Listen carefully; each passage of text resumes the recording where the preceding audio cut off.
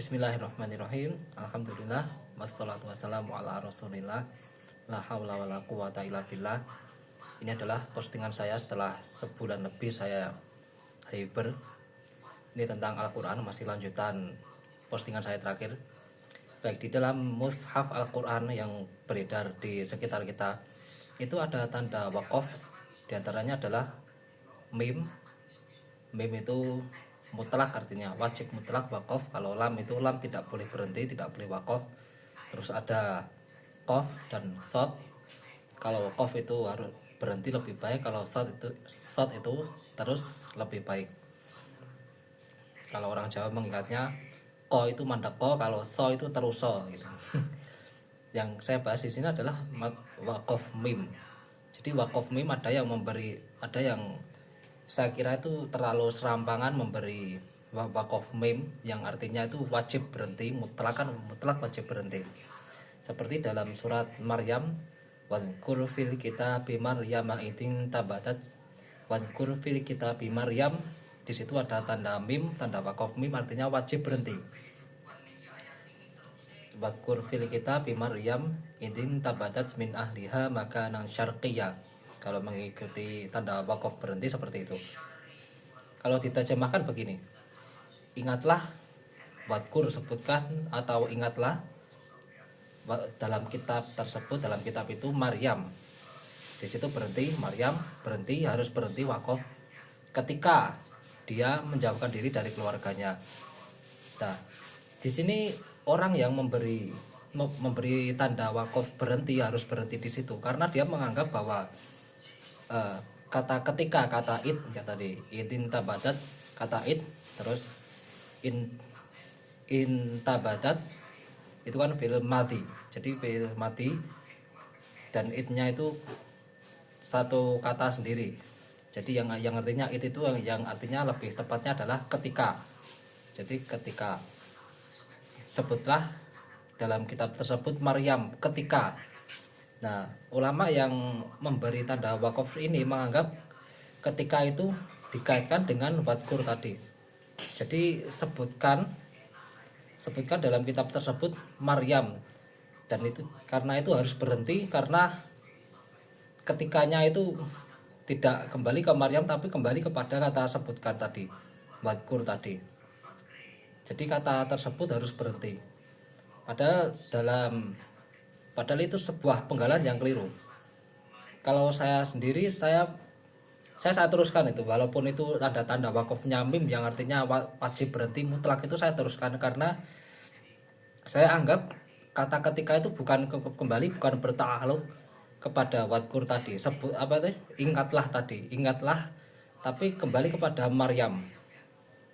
Jadi ketika dia menjauhkan diri, maksudnya gini, ulama yang menganggap, gimana cara mengungkapkannya, ulama menganggapnya itu harus berhenti karena mereka menganggap ketika Maryam bla bla bla melakukan sesuatu itu, kalau diwasolkan, kalau diteruskan itu jadi tidak akan mungkin karena dikembalikan kepada wadkur tadi, sebutkan. Jadi sebutkan itu kan di masa ayat itu turun kan, sebutkan bentuk fi'il amr, sebutkan, dan itu tidak bisa berkaitan dengan apa yang dilakukan Maryam, yaitu idin tabadat min ahliha makanan syarqiyya. Jadi gambarannya seperti itu. Jadi kalau tidak digambarkan saya, mana HP saya tidak ada Qurannya ini, satu masih saya cas HP saya.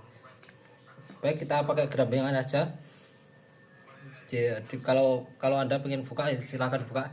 Atau dalam ayat lain juga ditemukan kasus yang sama, seperti dalam surat Al-Baqarah, alam taro ilal mala'i min bani Israila min ba'di Musa in qalu. Nah, idnya itu juga berhenti. Jadi sebelum kata id itu ada wakaf mim yang artinya wajib berhenti. Dan lagi-lagi ulama yang memberi tanda berhenti wajib di situ karena mereka menta'alukan, mereka mengaitkan dengan alam taro tadi, dengan melihat, tidaklah kamu melihat, dan itu dikaitkan dengan ketika alam taro ila mala'i min bani Israil min ba'di Musa, ketika mereka berkata qalu li nabiyilahum, ketika mereka berkata kepada nabi mereka, itu dianggap tidak mungkin karena ketika apa yang dilakukan, ketika mereka bilang tidak mungkin bentuk fi'il amr, bukan fi'il amr ya, gimana nyebutnya. Jadi tidak berkaitan dengan taro, tidak berkaitan dengan kamu melihat tadi, tapi berkaitan dengan ilal mala'i min bani Israil. Jadi ketika tadi Muhammad tadi paham enggak ini kalian nih? Ketika mereka bilang ketika Bani Israel bilang kepada nabinya, itu dikaitkan dengan ilal mala'i min Bani Israil itu tadi. Dan kalau dikaitkan dengan itu, maka justru yang berlaku sebaliknya, bukan wakaf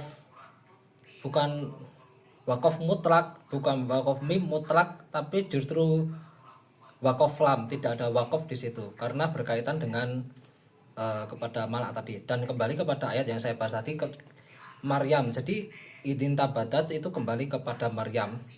Jadi itu justru tidak ada tanda wakaf di situ. Justru itu wakafnya lam, bukan mim. Kalau mim kan wajib mutlak, wajib berhenti. Kalau lam tidak boleh berhenti di situ. Jadi bukan, itu hanya berkaitan dengan penggalan kalimat ya, penggalan kata. Kalau saya kasih perumpamaan bahasa Jawa gini, wong mati dilangkai kucing urip. Nah, maksudnya kalau kata wong mati dilangkai wong mati dilangkai kucing urip. Lah maksudnya sing urip iki kucinge sing urip apa wong mati nih. Lah lek penggalan kata wong mati dilangkai kucing urip, lah berarti sing urip iki wonge, ngono lho. Itu ya. Lek wong mati dilangkai kucing urip, lah berarti sing urip iki kucinge gitu. Berarti masuk akal wong mati dilangkai kucing urip. Ya kucing urip lek kucinge gak urip ya gak bakal iso nglangkai wong mati ngono maksudnya. Tapi lek sing gawe penggalan wong mati dilangkai kucing dipenggal urip. Lah sing dimaksud urip iki berarti suatu khayalan. Dadi maksudnya wong mati dilangkai kucing terus urip wong matine urip maksudnya. Maksudnya gitu. Jadi itu orang mati dilangkai kucing hidup, bahasa Indonesianya itu.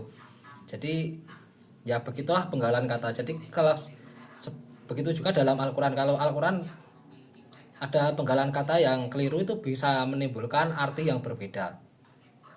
Nah, jadi kembali kepada pembahasan tadi, ulama yang memberikan tanda wakaf itu bukan masalah arti, tapi masalah penggalan kata. Penggalan kata itu bisa merubah makna ya. Merubah makna, apalagi itu masalah bacaan.